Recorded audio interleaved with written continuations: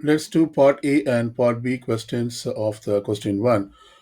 We are given the concentration function C of t equals zero point 0.3 e power minus 0.47 t, and t is defined in the interval zero point 0.5 to zero point 0.5 to 10. And in part E, we have to graph the concentration function C of t. So here I have drawn the graph of the concentration function C of t using the Desmos tool. Suppose if you have to do it by hand drawing, we have to collect 2 points and draw a smooth curve. So you can basically collect the 2 points using the interval points or the end points. So you have to plug in t equal to zero point 0.5 and evaluate this concentration function. And when you do that, you get this value 0.2372.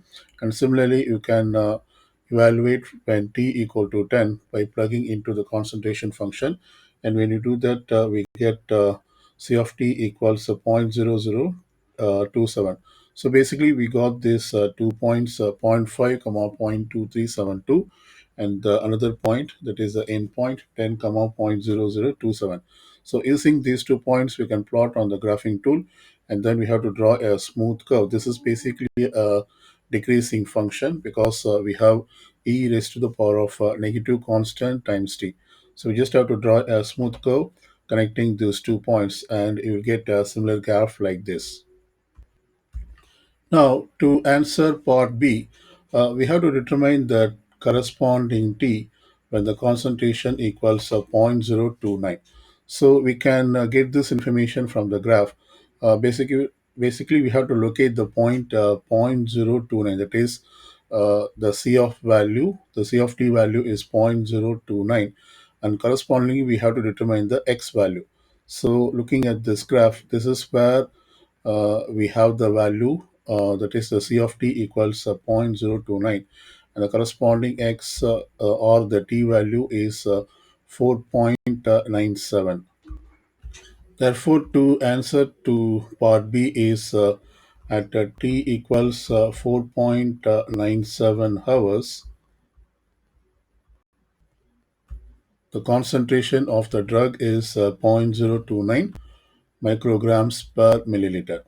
So this answers part B. Here's to question 2.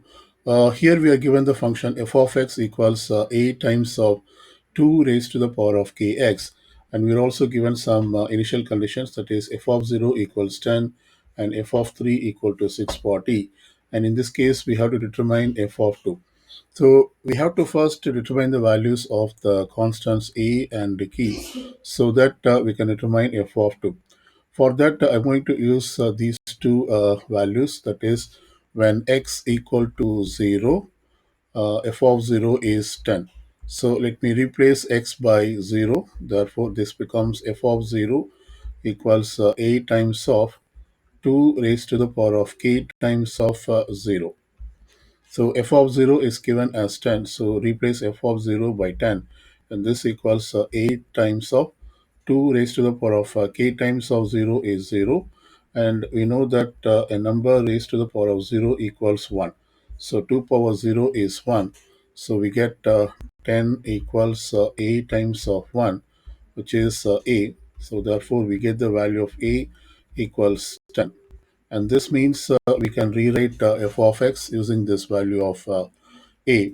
So I'm going to rewrite f of x, and this equals replace a by 10. So it becomes 10 times of 2 power kx, 2 raised to the power of kx. Now we still have to determine the value of k. For that, we can use the other information, that is f of 3 equals 640. That is when x equal to 3, f of 3 equals 640. So let's replace x by 3 here. Therefore, we get f of 3, and this equals 10 times of 2 raised to the power of k times of replace x by 3. And so this becomes f of 3 equals 640, and this equals 10 times of 2 raised to the power of 3k, because k times of 3 is 3k. Now we divide both sides by 10, and when we do that, we get this 10 will get cancelled, and 640 goes into 10 as 64 times. So here on the left side we have 64, and this equals 2 raised to the power of 3k. Now I'm going to solve for k. So for this, I can simply rewrite the 64 in terms of powers of 2, because on the right side I have the base as 2. So the 64 can also be written as base 2 with some power. This is exactly 2 raised to the power of 6, and this equals 2 raised to the power of 3k. So we have this exponential equation. Both sides we have the same base, that is 2 is the same base, and this means the powers will also be equal. So we see that 6 equals 3k, and this implies k equals 2. So we have solved for k, which is 2. This means we can rewrite our f of x.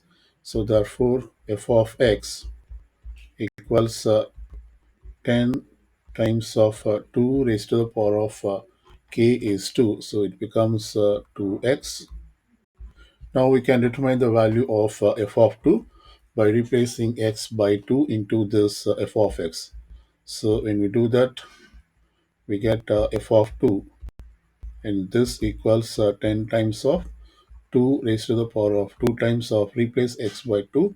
So it becomes 2 times of 2, and this equals 10 times of 2 raised to the power of 4, and this equals 10 times of 2 raised to the power of 4 is 16. So 10 times of 16 is 160. So we determine the value of f of 2 equals 160.